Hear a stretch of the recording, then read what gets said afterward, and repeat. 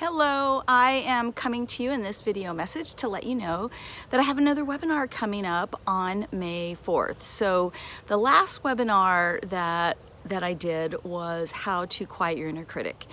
The title of that one is your inner critic designing your future? Because if we don't learn how to quiet our inner critic, that is exactly what's happening. We get stuck, we don't move forward, and our inner critic is really holding the pen, writing the story of our lives, and that is not good for us. So we went through the 3-step process on how to quiet your inner critic in that video, or not the video, the webinar.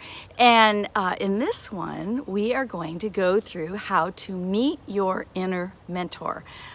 I love this content because even though it doesn't always feel like it, every single one of us has an inner mentor or our intuition.